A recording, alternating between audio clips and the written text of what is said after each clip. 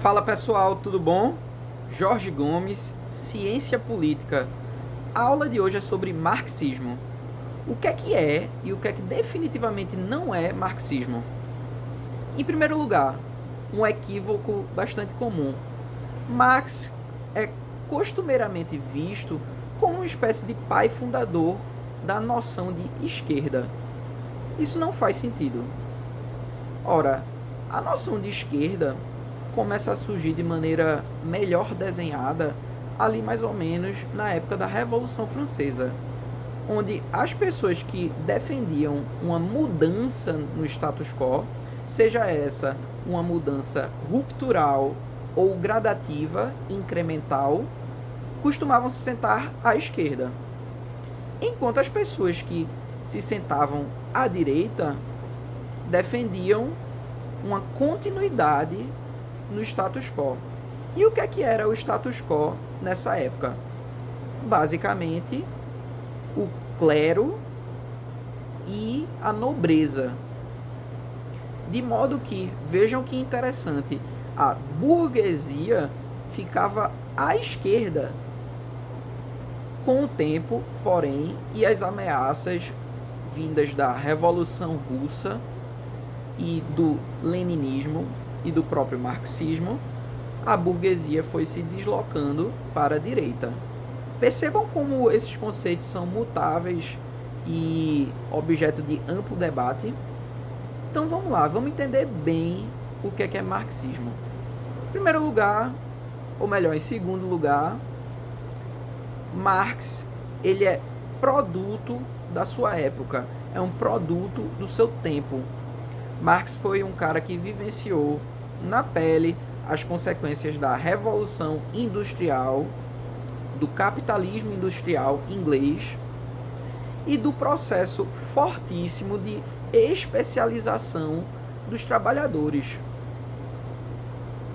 Como vocês bem sabem, teóricos liberais, como por exemplo Adam Smith e Davi Ricardo, assiduamente lidos e estudados por Marx, vinham de maneira bastante positiva o processo de especialização, porque esse seria um processo que traria ganhos de produtividade, traria mais lucro, traria uma série de benefícios em termos de rapidez, tá?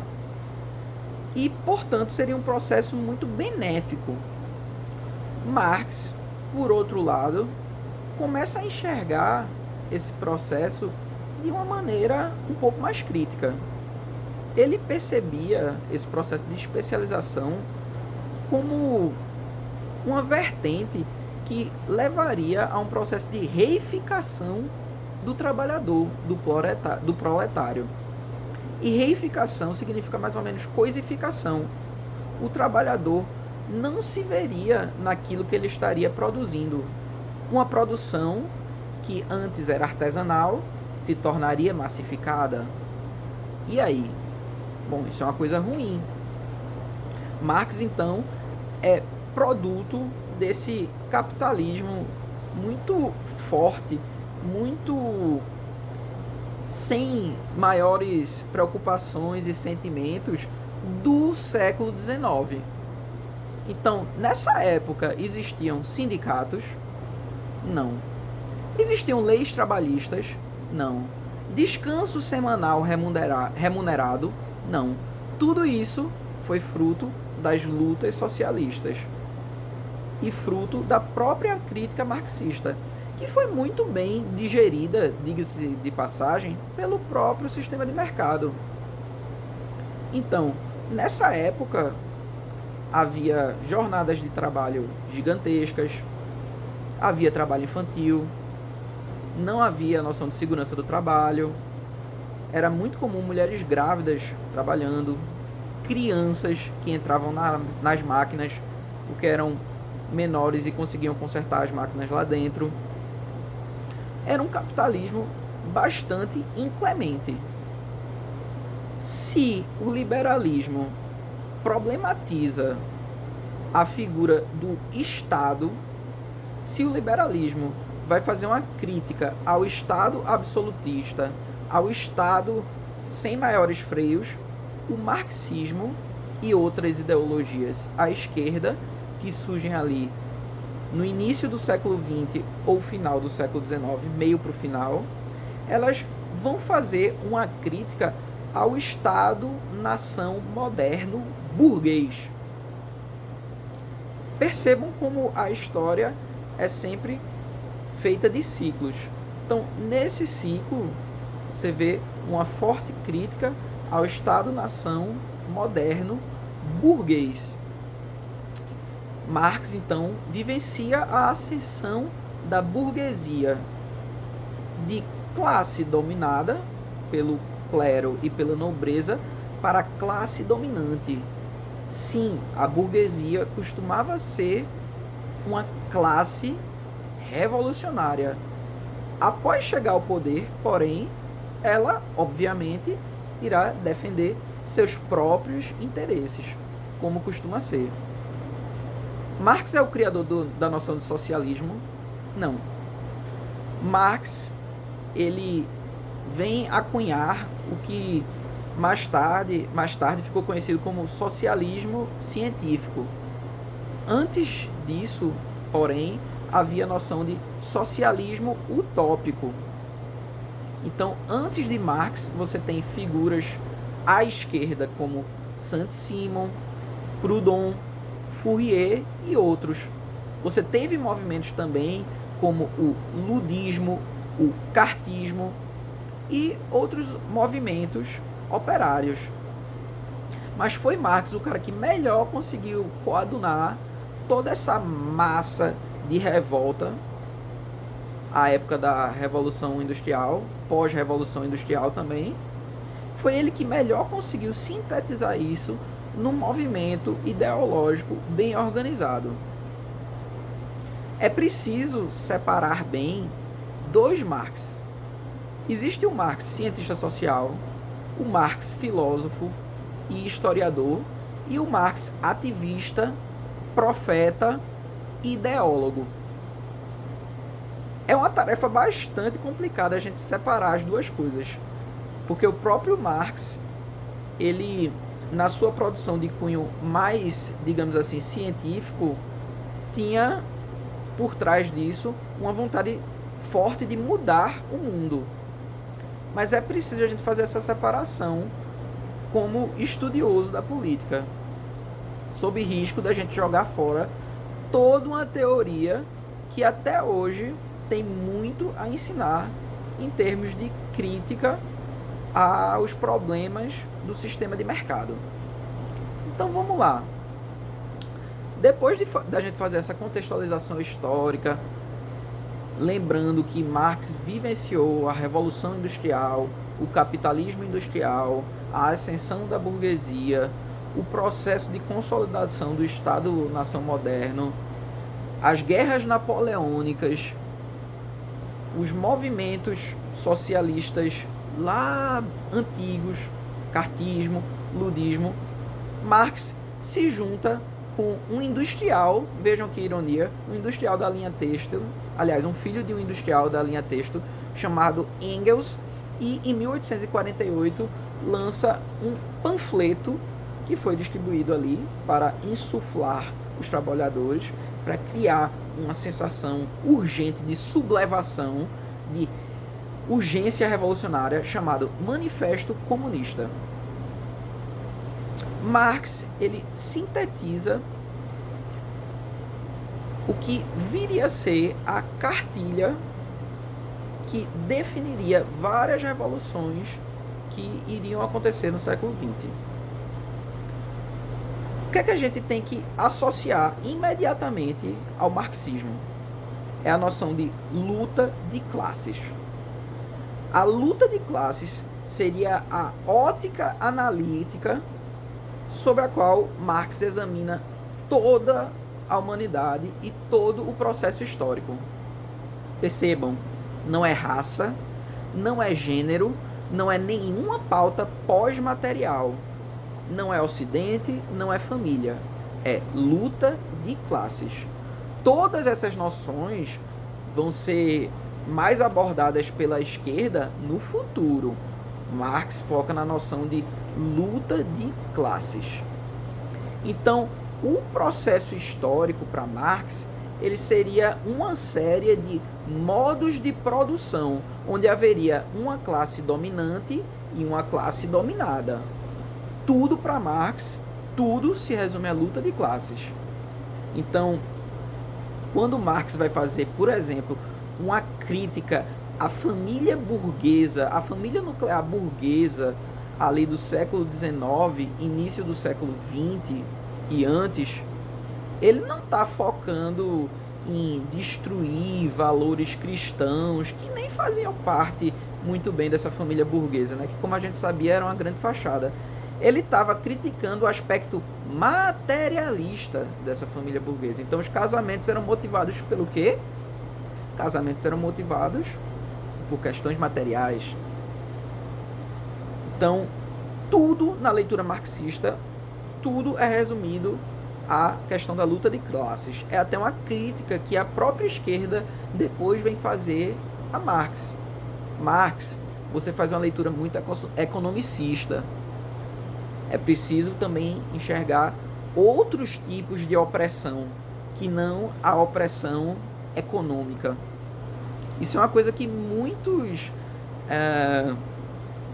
leitores equivocados ou mal intencionados de Marx não percebem. Então tá. A noção de ideologia para Marx seria uma noção ligada à dominação.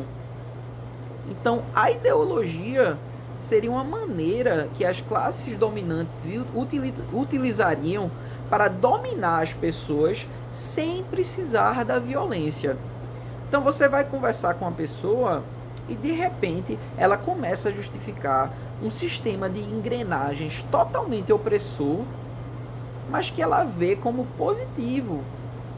Por quê? Porque ela é ideologizada na ótica de Marx. Então, de repente, você conversa com um proletário bastante explorado. Ele vai dizer que ele está naquela situação porque ele não estudou bastante, porque ele é burro, porque ele não se esforçou. Ele vai começar a falar em meritocracia. Então ele começa a justificar os próprios grilhões com base numa leitura de mundo enviesada. Percebam que, ironicamente, esse próprio processo de conceituação da ideologia não foi utilizado como autocrítica pelo próprio Marx e por marxistas, que, uma vez que chegaram ao poder em determinadas nações, viraram a classe dominante, se transformaram nas elites e aí passaram a justificar a opressão que eles faziam com base em leituras ideológicas do mundo. Ora, é não querer aplicar os próprios conceitos em relação a si mesmo, é não fazer a famosa autocrítica. Então, ideologia, na leitura marxista, seria dominação. Obviamente, os marxistas não enxergam a si próprios como ideólogos e ideologizados. Isso é uma característica importante. Outro jargão fortemente utilizado pelo marxismo, a noção de alienação.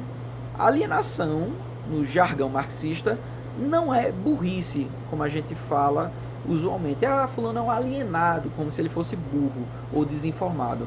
Não. Alienação para o marxismo seria aquela noção que eu estava falando lá no início em relação à especialização do trabalhador não se enxergar naquilo que ele produz.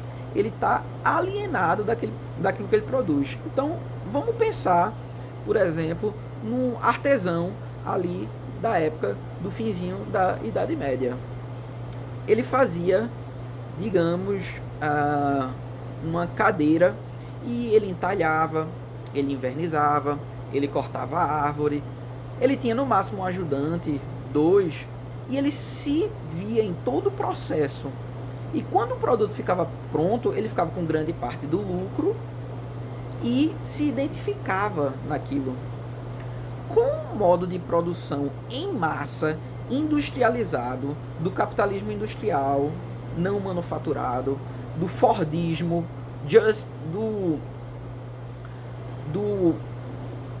da correria, do foco meramente no lucro, o trabalhador não se vê no produto final e ele fica ultra especializado.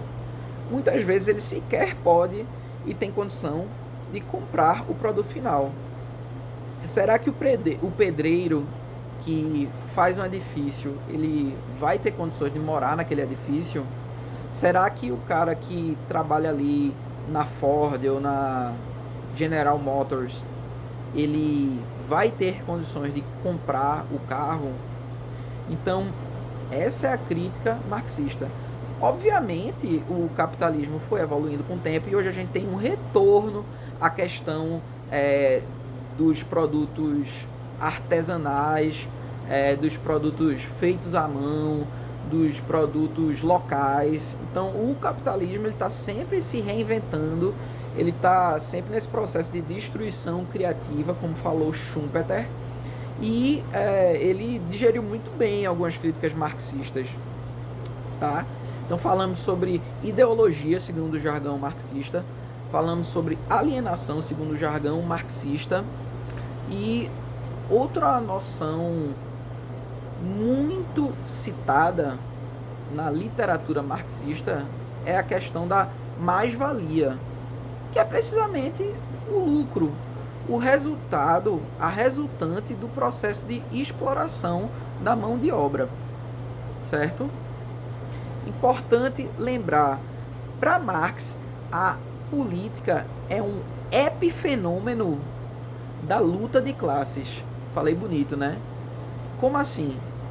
Para Marx, a política estaria inserida na economia e não o oposto. A política seria um fenômeno periférico às relações econômicas. Então, as relações econômicas seriam o grande círculo e as relações políticas estariam contidas nesse conjunto, tá? Então, toda a leitura de Marx é baseada nessa relação de luta de classes. Marx vai analisar o escravismo lá da época das grandes civilizações, Egito, Mesopotâmia. O que é que ele enxerga? Luta de classes. Você tem os escravizados e as elites. Marx vai analisar a Idade Média. Ele vê luta de classes. Os senhores feudais e a classe dominada. Marx vai analisar o colonialismo. Ele vê luta de classes. Então percebam que tudo é englobado, tudo fica abaixo da questão da luta de classes, do materialismo histórico. Essa é a lente analítica pela qual o marxismo se movimenta. E Marx acreditava que a luta entre proletários e burgueses, que era aquela situação que ele estava vivenciando ali no século XIX, ela chegaria ao fim. Ele acreditava piamente nisso. E ele acreditava que isso ia acontecer muito rapidamente. Ele acreditava que estava já chegando. Percebam como uma visão muito profética e algo religiosa. Parece até mesmo os apóstolos na época de Cristo, que achavam que após a morte e ressurreição, segundo a Bíblia, de Cristo, ele iria voltar dentro de alguns dias. Marx acreditava também que a revolução, o fim, a apoteose da luta entre proletários e burgueses chegaria ao fim muito rapidamente, através de uma ruptura, de uma sublevação revolucionária. Ele acreditava que essa revolução aconteceria da seguinte forma: os proletários, os explorados, a mão de obra, a massa da população iria se revoltar e haveria uma revolução socialista. Após essa revolução, entraria aí uma fase intermediária chamada de ditadura do proletariado, o que Marx iria definir como socialismo. Nessa ditadura do proletariado, haveria o fim da propriedade privada, o processo de estatização de tudo que fosse propriedade privada e coletivização dos meios de produção. Percebam que é um processo ditatorial mesmo que ele prega, tá? Então, haveria estatizações, fim da propriedade privada, coletivização dos meios de produção, certo? E divisão igualitária dos lucros, tá? Nesse processo, o Estado, que antes para Marx era visto tão somente como o comitê organizado da burguesia, olha que interessante, Marx tinha uma visão negativa do Estado. A gente pensa que é o contrário, né? Marx, na verdade, tinha uma visão negativa do Estado. Ele viu o Estado tão somente como um comitê organizado da burguesia, tá? O Estado estaria ali para defender os burgueses, para Marx. Então, a noção, por exemplo, de isonomia, de constitucionalismo, tudo isso é muito burguês para uma mentalidade marxista. Porque um marxista clássico diria que, ora, de que adianta a igualdade legal se na prática existe a desigualdade material? E se na prática tudo é resolvido na grana? Percebem? Então Marx tem uma visão muito negativa do Estado, mas ele defendia que depois haveria um Estado que seria representado pelos proletariados após a Revolução Socialista. E depois dessa fase ditatorial, haveria uma fase final que seria praticamente o céu na terra, para a visão marxista clássica, que é o comunismo. E no comunismo, o Estado chegaria ao seu fim, não haveria propriedade privada, não haveria Estado, não haveria hierarquia, não haveria nações até, certo? Não haveria o conceito de Estado-nação moderno, tá? E é uma visão totalmente utópica que, como vocês podem perceber, segundo esse jargão estritamente marxista, nunca ocorreu. Afinal, toda elite, quando chega ao poder, ela tende ao quê? A querer permanecer no poder. Isso foi uma grande discordância entre os marxistas e os anarquistas, os seguidores de Marx e os seguidores de Bakunin, um clássico anarquista. Eles praticamente concordavam na solução final, que seria o quê? O comunismo e o anarquismo, no final das contas, seriam basicamente a mesma coisa. E o que é que difere? O que difere é o processo. Os anarquistas são a favor de uma ruptura com qualquer noção de coerção e hierarquia, pulando logo para um Estado comunista, ou seja, a ausência de Estado, a ausência de hierarquia, a ausência de divisões sociais, a ausência de propriedade privada, enquanto os marxistas acham que isso não é possível e que antes deve haver uma ditadura do proletariado, um regime socialista, certo? Então existe essa diferença entre o socialismo, fase intermediária, e o comunismo, fim último do marxismo clássico. Linhas gerais, é isso que é mais ou menos o marxismo, certo?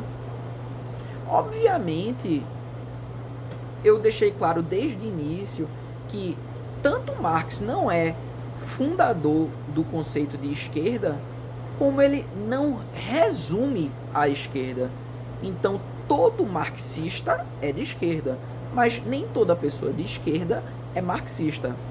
Mais tarde, por exemplo, surgiram outras leituras e outras possibilidades dentro do âmbito da esquerda, como, por exemplo, a social-democracia, que não prega o fim da propriedade privada, não prega a socialização absoluta dos meios de produção e dos bens privados, e que, ao fim e ao cabo, aquece ou concorda com o sistema capitalista. Agora, os sociais-democratas serão a favor de um Estado forte e presente que iria mitigar ou diminuir algumas desigualdades e externalidades causadas pelo sistema de mercado, que, se deixado solto, como a gente bem sabe, de fato causa externalidades e desigualdades. Então nenhum sistema é perfeito. Então os sociais-democratas irão pregar não uma revolução armada, mas uma chegada ao poder através das urnas para tentar tornar o capitalismo mais humano, para tentar relativizar e humanizar o capitalismo. Esses são os social-democratas. Tá bom? Então eles não defendem revolução socialista, eles não defendem ditadura do proletariado, não defendem um banho de sangue, tá? E não defendem o fim da propriedade privada. Portanto, um partido de esquerda, social-democrata, ele não deve ser chamado de marxista. Esse é um equívoco conceitual que muita gente comete. Outra coisa muito importante. Muita gente, quando eu dou essa aula, me pergunta: ô professor, eu ouvi falar, alguém me falou sobre marxismo cultural. O que é isso? Percebam que toda essa leitura que eu fiz é baseada estritamente em conceitos materialistas. Associe sempre luta de classes e materialismo histórico a marxismo. Não entram nessa equação questões valorativas e pós-materiais que vão virar uma pauta prioritariamente de esquerda, como, por exemplo, etnia, meio ambiente, gênero e outras questões. Essas seriam pautas transversais e pós-materiais que permeiam todo o debate político à direita e à esquerda, a despeito de serem sempre, costumeiramente, associadas tão somente com a esquerda. Essa associação ocorre porque, geralmente, essas discussões nasceram no seio da esquerda, no seio do debate ali sindicalista e do movimento operário. Mas, com o tempo, elas ganharam todo o espectro político. Então, elas não ficam resumidas ali na esquerda. Nem tampouco os marxistas clássicos e o próprio Marx estavam preocupados com essas questões. Marx seria considerado um grande machista dos dias de hoje.